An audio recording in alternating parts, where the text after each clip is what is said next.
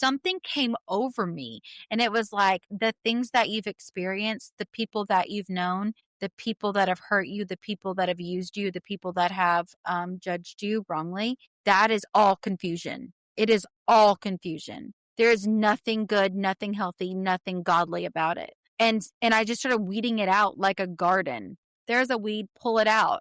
And once I did, I have this beautiful garden now where I can be like, God is a God of peace. And if it doesn't equal peace into my life, then I don't want it.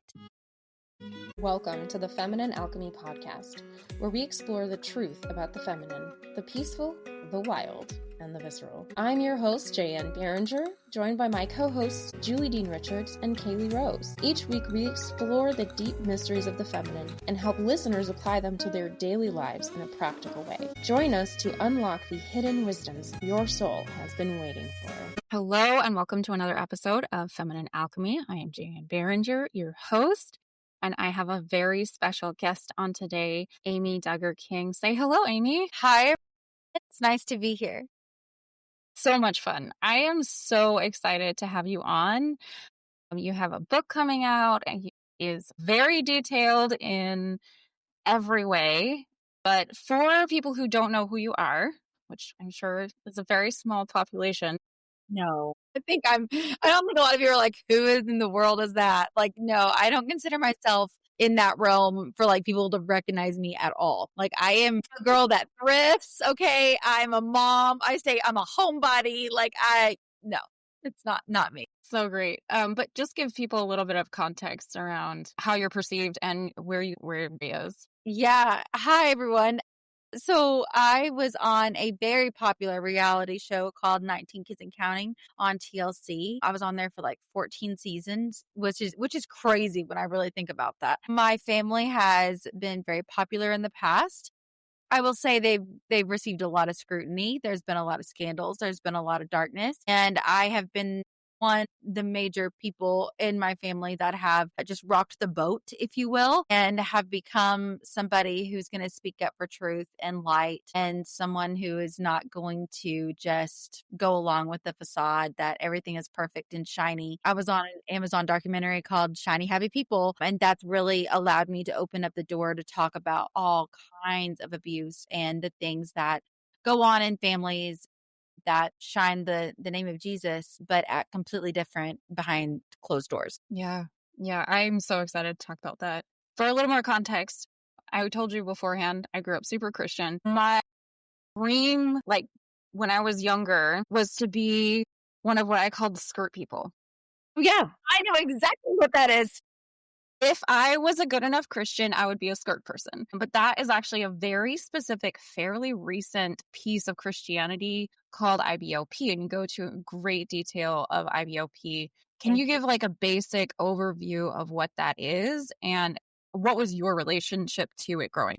Yeah, in my opinion, the IBLP is a cult. It's completely a cult. There is a cult leader named Bill Gothard who basically says that he's a prophet from God and who goes to these huge conferences and churches all over the world and tells people what God tells him. And basically, it's so sad because they're man-made up rules. It's the Bible, but it's twisted and it's man-made up rules where the men in most families are the shield, they're the umbrella, and everyone falls beneath them, and they get to choose what rules are set for their family. And that includes daughters, children, and their wives. As you can probably guess, there's a lot of abuse that's taken place because there's no one that holds men in accountability at all. Did you grow up inside of IBLP or were you just sort of adjacent? I was adjacent to it. I grew up knowing all about it and knowing the rules and knowing how to tiptoe around them, if you will. You know, I had a very large family. My aunt and uncle and their 19 kids all were a part of the IBLP. And I was on the outside going, what is all of this, kind of thing. But I was scrutinized. I was judged. I was treated unfairly and kind of became the scapegoat of my family because I did not follow in line with what they believed. Wait, were some ways that you were like the bad girl of the family? So many. I was a bad girl for wearing jeans. I was a bad girl for listening to the radio. Anything with an offbeat was considered completely sinful. So it doesn't even matter if it was Christian music, it was still completely like awful in their eyes. Oh, there were so many things. I went to the mall. I went to other people's birthday parties. I had a boyfriend. Oh, gosh, there was I can't, I mean, the list goes on and on and on and on and on of why I was considered this way in the family. I just find it very interesting because your book is called Holy Disruptor, which is it's so funny to me to say, like, these are the ways you were disruptive in this type of family. You did like completely normal things, and that's disruptive. And when we're in a situation where things are like quote normal to our very small world, it can feel so scary to step a toe outside of that and be called the weird one, when if you're talking about mainstream society, that's like actually pretty conservative, like extremely. Yeah. Yes. No, I was like a church leader, a youth leader while I was on the show. And while I was there, I'm like the black sheep of my family, which is hilarious because I am so far the opposite way of that. That's just not how I roll. I was fine being like the weird one, the black sheep, the whatever for a while. And then I started realizing that the things that they were saying in the name of God didn't line up with who, in my opinion, who God really is. And so that's when I really started diving in and speaking out and saying, we got to disrupt this because, the holier than thou attitude and look and everything's perfection and shining, we have it all together, honestly was a complete facade. It was a complete lie. It's just really sad how that has transpired and what it's come to be. And yet it's given me a voice that I never really knew I had until now. This whole concept of just competitive Christianity, I think, is really destructive. Yeah, because it's a race you can never win. It's a level of perfection that doesn't exist. I talk about in my book and how much I strived and thought I needed that in my life in order to live a good, godly life. And it's exhausting trying to compete, with all the things. How much Bible verses do you know? How much church trips can you go to? How many buildings, how many people can you see that you can save? All of these things. And it's like, wow, your heart is just always exhausted. You know what I mean? Like it wears you out. And it's a level of perfection that doesn't even exist, people. Like God, I believe, in my opinion, and I'm not going to preach at you, Jay. I'm not going to preach, but I will just tell you that I don't think that God looks at our outward appearance. He knows our heart, and he knows the things that, of who we are and if we're genuine and if we're real. Exactly. Genuine, being real, being authentic, so important. Let's just talk a little bit about the darkness that you experienced. And I think a big piece of this book is to highlight abuse that can run so deep in so many spaces that on the outside, like you said, look perfect and shiny, but it is so suppressed. So you have the floor. What do you want to share that you feel like is important for people listening right now to hear about abuse and hear about your stories? Oh my goodness. Wow. Thank you for giving me this opportunity to speak.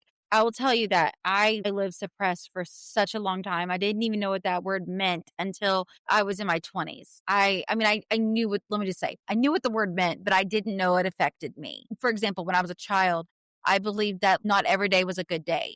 Like there were good days when my mom and dad were happy and everything was fine. And then when things were not okay, to brace for the awful impact, embrace for fighting, rejection. There's so many things that I felt. It was an icy game of like icy hot and cold that I played with my dad. He didn't love me unless I cooked dinner. He didn't show me affection and affection, I mean, like it was healthy. I mean, as far as like the affection that I received. It was hugging. It was, let's go buy a dress. It was never like a sexual abuse. And I just wanted to make that clear, but he could take away his love at any moment. It was very conditional. And man, I lived where I walked on eggshells my entire childhood, all the way up to about 27, 28 is when I got married. So about 27 is when I really realized what the heck I've been doing my entire life. And I'll just say, if you're experiencing any kind of fear, any kind of control, any kind of where you're just walking on eggshells and you feel like you can't totally be yourself because you'll be judged, you'll be mocked, you won't be loved, you won't be accepted, that's truly not love. It really is not love. And that's, I think, the basis of my entire book is what is healthy and what is not. And let's just talk about it. Yes. You have Yeah. a really great section at the end of the book that goes into all the different types of abuse and what it feels like and what its experience is like. Because when you're in it, it's the mentality changes. Like what normal is doesn't feel normal. It's a very different experience of what is normal. And when you're in that cycle, it's really tricky. So it's so good that you have that. Yeah, I had to put that in my book. I told my editor I didn't have a ghostwriter, so I literally just wrote it like just from my heart, and it's love letter to everyone that reads this. Just man, you can live in such a better way, such a healthier way.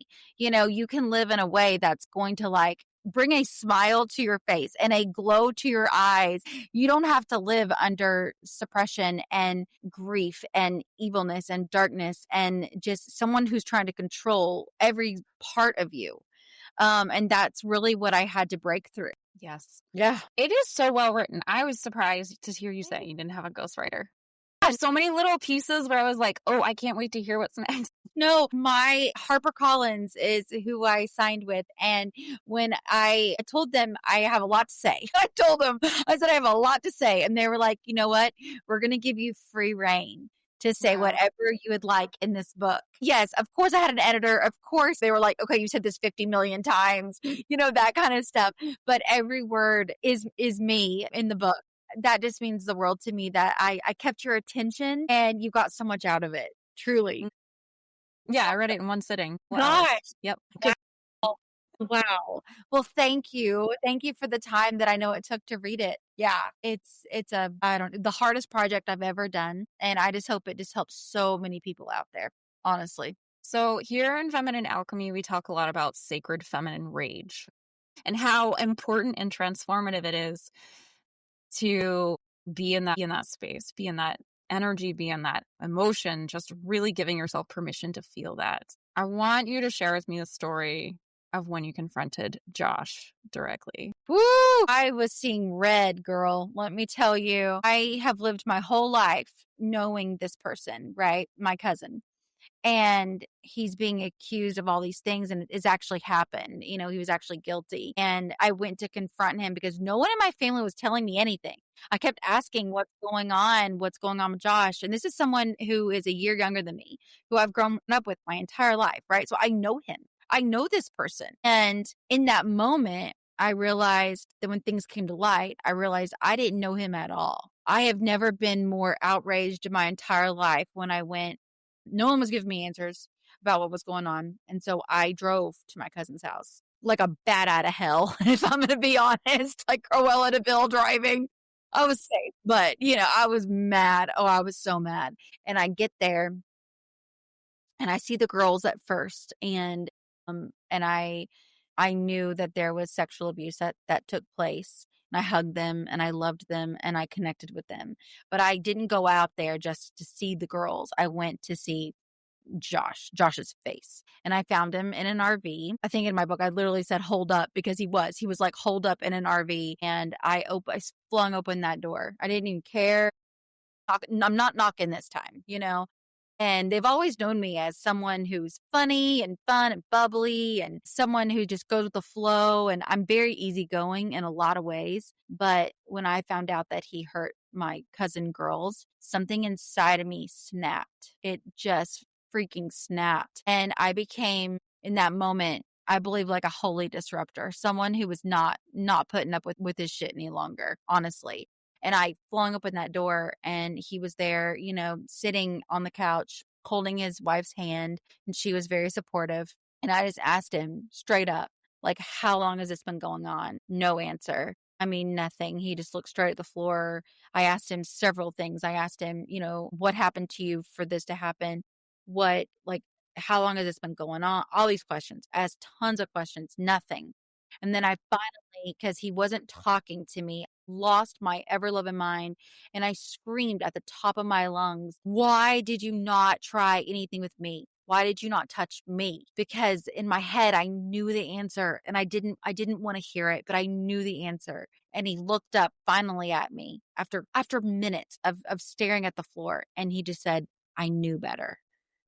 And my gosh, that moment that I share in the book and just in real life was defining for me. Like, get me the hell out of here, honestly. And just to know that, like, man, like everything I've ever known is not what it actually is. What is my life and what parallel universe am I in right now? And everything came crashing down that day.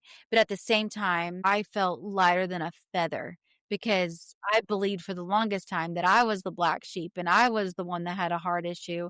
And I was told that I needed to get right with God and I needed to do all these things to be accepted and, to be a good Christian. When in all reality, my faith led me to expose a predator for what he truly was. Would you say that was kind of the turning point for when you gave yourself permission to like be yourself? That was my turning point for sure when I gave myself permission to be like, not any longer.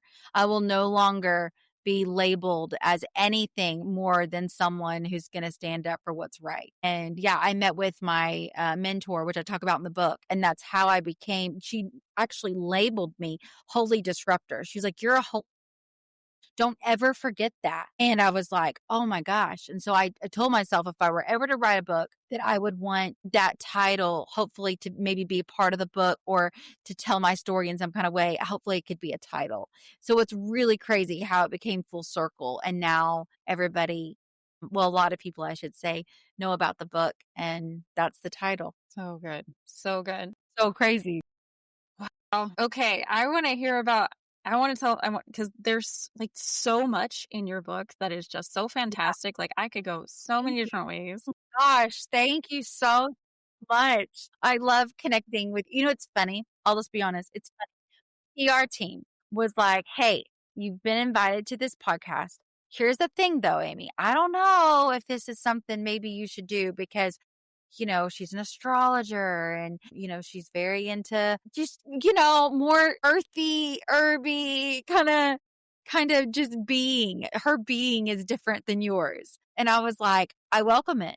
I welcome it. Even though you and I maybe not agree on a religious aspect and all the things, I know we can relate to each other and just the strongness of being a woman, right? Like we are strong. We have a lot to offer this world. We are kind. We have a good soul. Like I can feel the energy right now just us talking. And I'm so glad that I'm here. Thank you for that.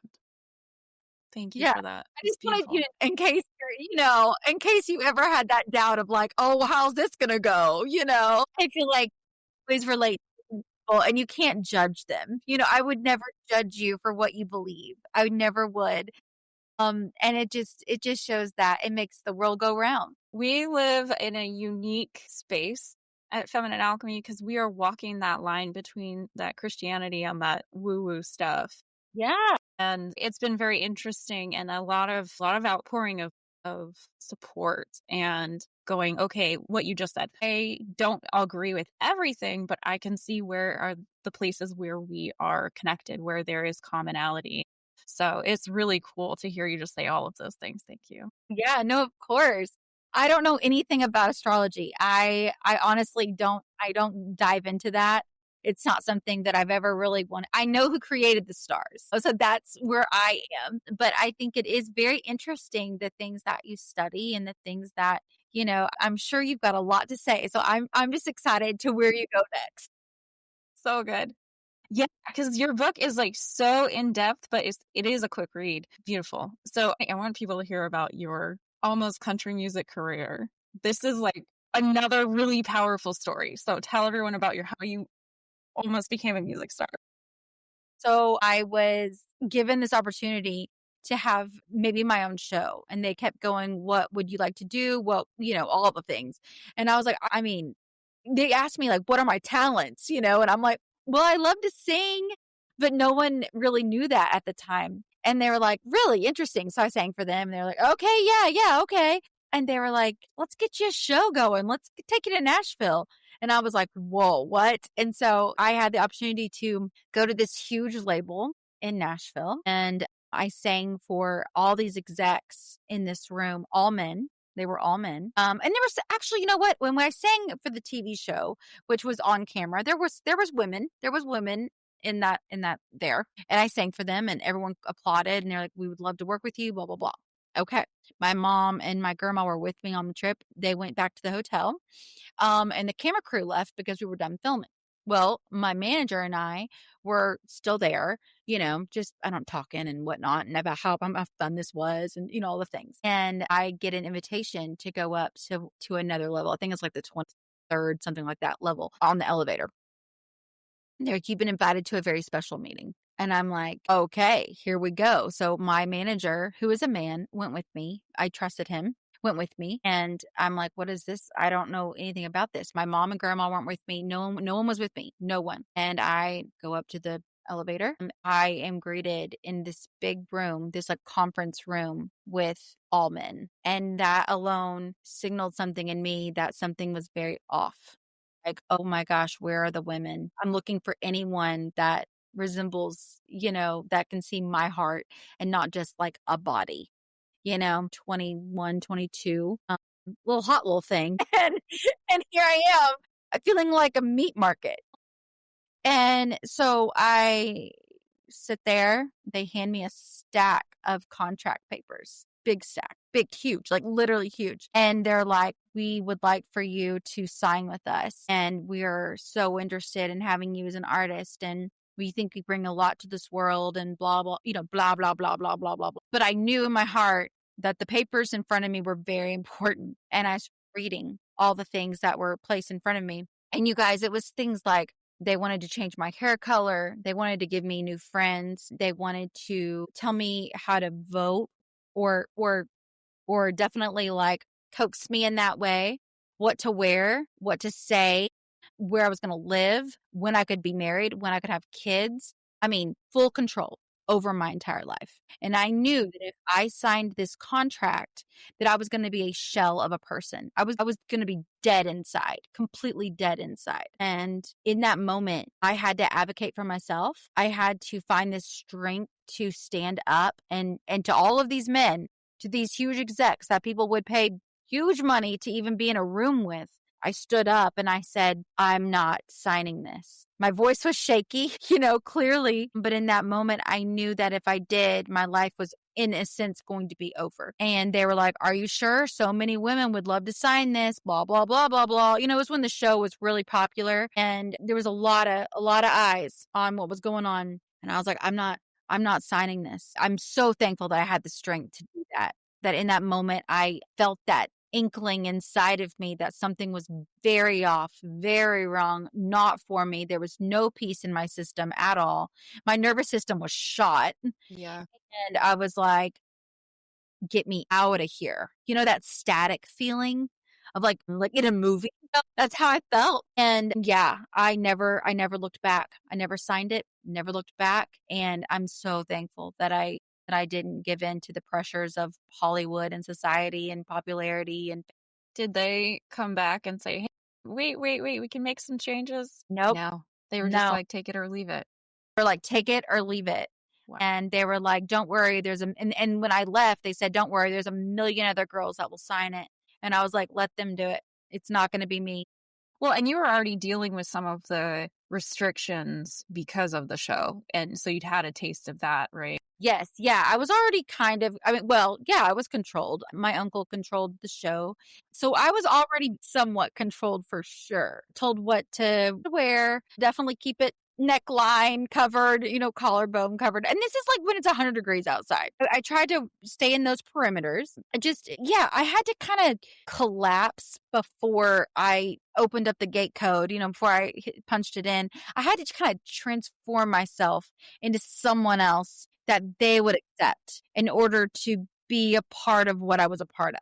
I wasn't truly like, hey, I listened to a really cool song. Like, I wasn't myself. I talked about the weather a lot. I talked about, I don't know. It was very surface level of what I really got to speak with my cousins about because we couldn't really talk about real life. Yeah. Yeah. Yeah. So then when it came to sign this contract, you're like, oh, this is even worse. I Yeah. want more. Yeah. Yeah, when I mean, they offered I mean, it was going to be, like, millions of dollars, right? But what they don't tell you is and they were like, "You're gonna pick out your own tour bus, and you'll be" and it was crazy is that, Dierks Bentley was in the lobby, of where I was at, and he was like, "Hey, who are you?" And I was like, "I'm Amy," and he was like, "Hey, I'm Dierks," and I was like, "I know who you are," that kinda thing, and he was like, "Are you gonna sign?" And I was like, I don't know. And he's like, all right, well, and I was like, oh my gosh, like it was at my fingertips. It was right there. And I let it go because that's not what I don't believe that's what our life is about. Being controlled, being some sexual object on a stage, being idolized is not something that I want to be a part of. Truly. Yeah. Yeah. Yeah. You want to be real. You write your own books and everything. Want to be real. I want to write books. I want to encourage people. I want people I want to be relatable to people. I think the world needs that. What would you tell that 20-year-old self, maybe, that you wish you had known back then? Yeah. I would tell her that all the pain and all the hurt and all the rejection and all the lies that were told to you and all the things that's not who you are. I would tell her that you're a woman of strength and you're a woman of clarity and you're a woman that's going to stand for what's right. Yeah, you're a holy disruptor, girl. Keep doing it. Honestly, it's been wild. I've actually had to do all kinds of exercises where I've talked to like my inner child. Gosh, those have been so transformative. They really have. Yeah, actually, that's a great point. What did you do to heal from all of this? Because there's nowhere that you go, oh, this is my favorite therapist, but clearly something happened. So what kind of exercise, what kind of work did you do? And how did you even find that it's possible and okay to start that healing process? It was hard at first. I think the first thing I did is I wrote little notes to myself all over mirror in my bedroom, in my car, everywhere. Anywhere that I would look at, there was a note. My husband probably thought I was crazy. It was like, not just you are enough, but like the hard things you've gone through. Like, I would go in detail of like, hey, like you're not a mistake. Hey, you're not this. Hey, you're not that. And I would give myself literally say like one more baby step forward each day, one more baby step forward into believing actual truth of who I am. There was a time in my life where I did not even like looking at myself in the mirror because I didn't know who I was. Someone asked me my favorite color, and I'd be like, well, I know in my heart what I'd like to say, but I know that's maybe not what they want me to say. It was things like that it was like, who am I? And I had to really dig deep and to find that identity. And what I realized is my identity is not wrapped up into someone else's thinking. I mean, really, it's not. And I'm not going to preach, but I do believe that God is the author of, he's not the author of confusion. And so I had a lot of confusion in my life that I had to just sort out. And once I did that, I know it sounds crazy to go no contact with a family. Okay. I get it. I get it. But in my viewpoint and the way that things were, nothing was right. Everything was unhealthy. And I was judged for just being myself. And I loved my family. I loved my cousins. I loved them so much. I still do. Still love my cousins so much. But like it was destroying me. It was destroying happiness. It was destroying my peace and my willpower to just even exist. And I had to break through. Had to break through it. So you just intuitively found different ways to help yourself heal. Yeah, I had a mentor as well that I was told you about. And she knew me like all the way from the beginning of the show. I was actually her nanny to her kids. And every once in a while, I'd talk to her and she was huge into trauma and EDMR, all the all the things. And so she really helped me to find like, here are the practices that are taking place that are unhealthy, that are ungodly, that are the things that are like, it's a complete lie. It's a complete lie. And so she really kind of broke through that mold of my thinking. It was very small thinking for a really long time. And I just believed whatever someone would tell me. When my dad would tell me I was a mistake or that I shouldn't exist, or no one's going to find me lovable, or no one can love me, or, all the things, just all the things. I took that in. And it was like literally stored in my body. The pain, the hurt, the confusion, the mistrust, everything was just stored in my body. And I felt so heavy, and just like almost like a shell walking around. It definitely had to heal from a lot. It's But impressive how much you were able to heal through. Yes, you had a mentor, but like sounds like it was just you every day reminding yourself that you're lovable, you're good, you're not this whatever. we're all made for purpose. We all have purpose, and we all have a story. We all have something to say, something to do in this life, something that's going to make a difference. And we can't listen to the noise. I feel like a lot book might be called noise, literally, because I don't know how to go on with life because there's so much noise. There's so much Reddit comments. There's so much social media comments. There's so much family members. There's so many opinions that can shape who you are instead of just being who you actually are. Yeah. We try to form ourselves based on what someone else thinks of us and how many likes or comments or follows or whatever we're going to get instead of just being real. Absolutely. I think a lot of people get wrapped up in the microcosm of social media. Everybody has their own little world. I mean, and that's always true, right? We all live in our own movie theater, but with social media, it's so much more intense. And we start to think like we're more famous than we really are too. And having like everybody's looking at this. Wild. I had no one following me. Okay. And then I went from zero, maybe 20, maybe 20 followers, okay, my friends and whatever, to 200,000 overnight. And I was like, and people had opinions about everything, my shoes, my eyebrows, which I did them today. I did one podcast like a couple weeks ago. I forgot to do I did one eyebrow and I forgot to do the other one. And it was hilarious. And people were like, what is going on with this girl? And I'm like, I'm just honestly like, real. If I forgot to do my eyebrow, sorry. I'm a mom. I got a million things going on, like I don't care about those things. And so you're lucky. You're lucky you see two of them today. 2 eyebrows today. I love it. But yeah, everybody had opinions and I did not, and I was already broken. I was already searching for who I was. I was just grasping at whatever someone said to me because I had no love for myself. How did you deal with that? Because that's a lot of eyeballs on you all at once. And it's just going to intensify a lot of your insecurities, right? So what did you do? You would think so. And it did for a while. I would cry when I would read emails. My husband would have to go through the emails and get rid of the ones that weren't even worth reading.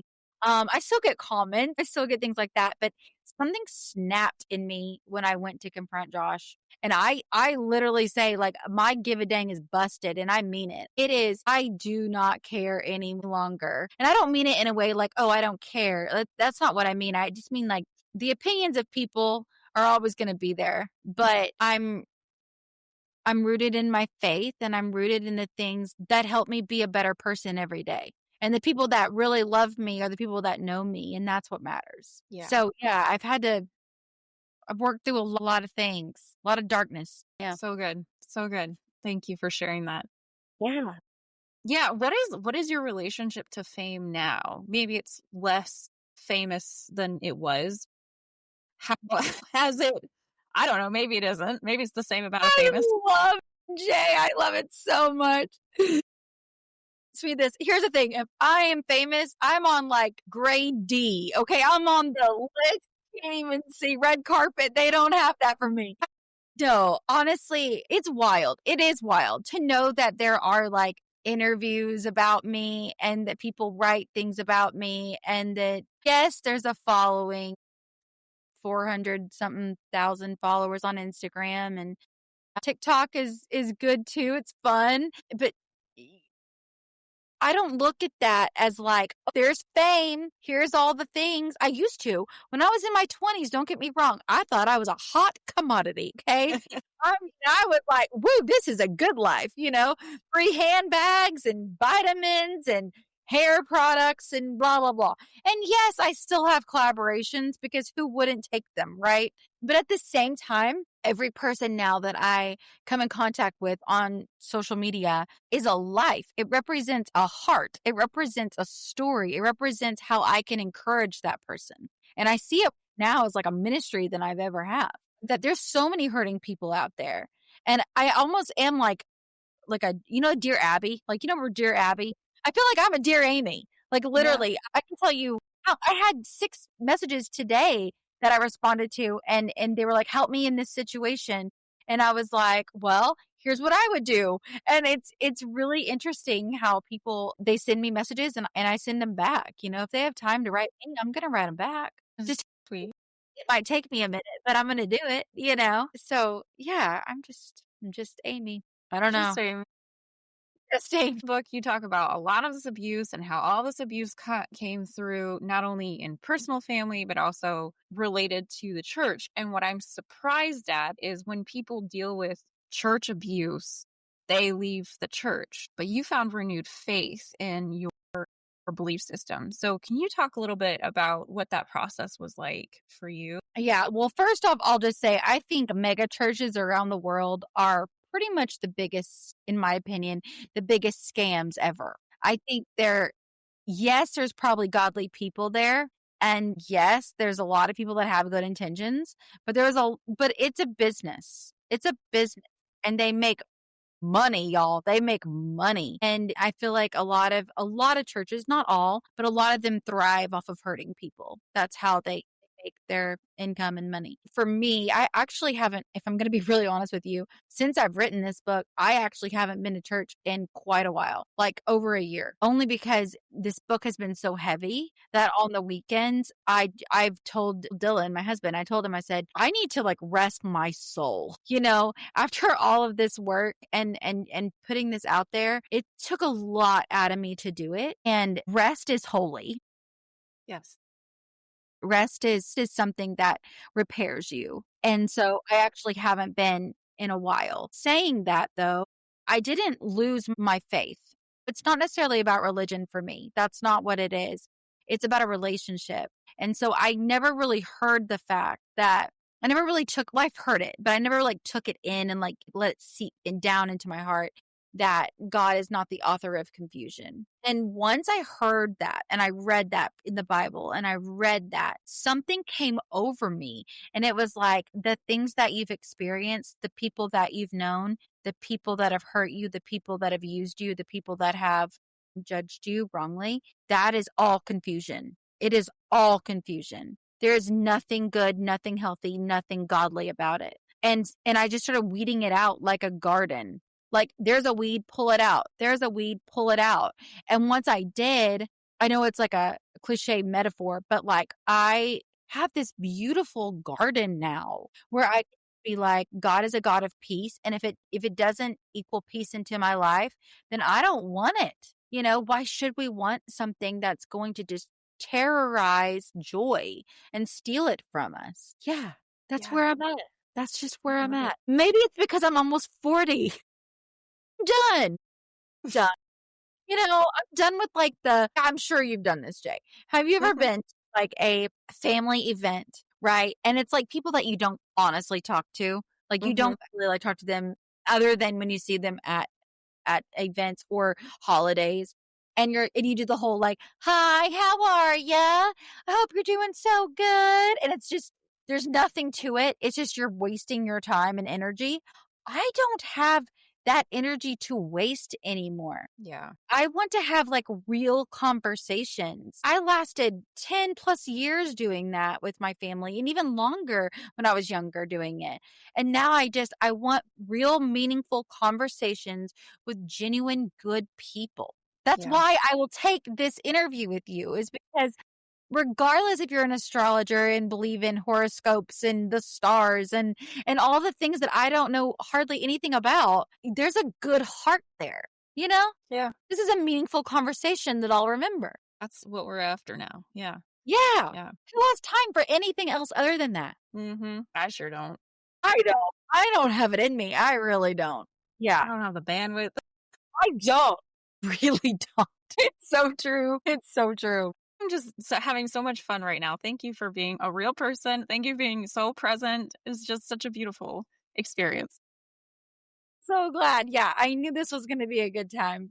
I've got a question because I don't know anything Yeah, about any sure. horoscopes. I'm a Libra, but I don't know anything about that. What does that mean? What's a Libra mean? Yeah, Libra is all about balance. Libra is all about okay. relationships. Okay. Libra Nice. is very much focused on the other person. So all of the conversations you're having about people pleasing in your early part of your life, that's very Libran to be like, oh no, it's not about me, it's about everybody else. And part of the Libra's journey is to come back to self and recognize, okay, it's about me sometimes, and it can be about us together. Right. I like that. Okay. Yeah. That makes a lot of sense.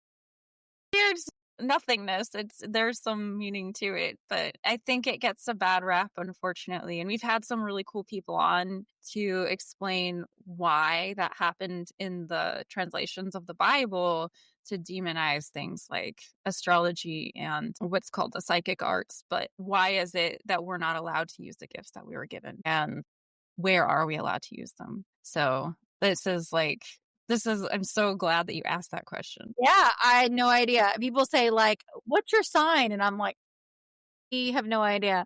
And they're like, "When's your birthday?" And I'm like, I tell them, and they're like, "That makes a lot of sense." And I'm like, "I don't understand any of that." But yeah, that's interesting. I'm having a lot of fun too in this conversation. It's a good This one. is so good.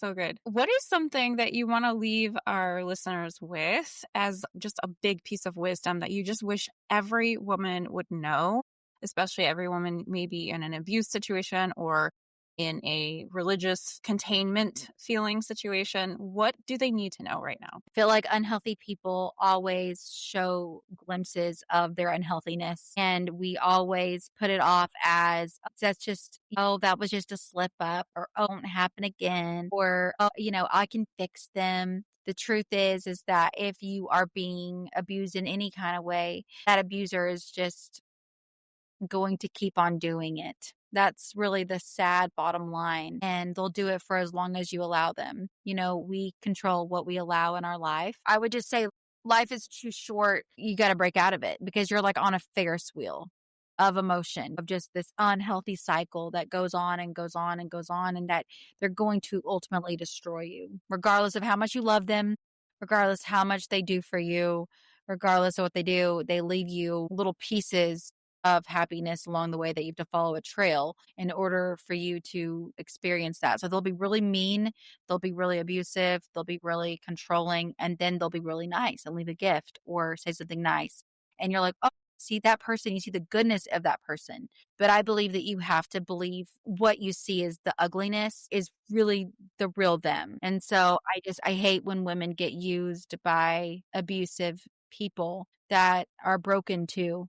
Broken people break people, but healed people heal people. So Absolutely. my wish and prayer in this conversation is that someone out there will feel like I'm hugging them today. So beautiful. What a great way to leave that off. Thank Yeah. you so much for being here, Amy. It has been an absolute pleasure and a joy to have you on. I've enjoyed it so much. I bet we could talk for hours, girl. I bet we could. I could do all kinds of things, but I really do appreciate it and what you're doing and just showing that women can have strength. And it is such a beautiful thing. It is such a beautiful thing to find your power and to let no one take it away from you. Yes. Yes. All right. Well, thank you everyone for listening. I hope you enjoyed this. Amy's book is Holy Disruptor. Go read it. It's a fantastic read. I was on pins and needles the entire time. Couldn't wait. I couldn't wait for the next chapter. Every time I turn the page, just read it. It's amazing. It is one of those books where you will feel so much lighter afterwards. It's one of those books where you will heal in the process of reading it. So just read it. Honestly, that was the best. Thank you. Thank you. Thank you for all the support. Truly means the world. Beautiful. All right, everyone, have a great week, and we'll see you next time. Bye.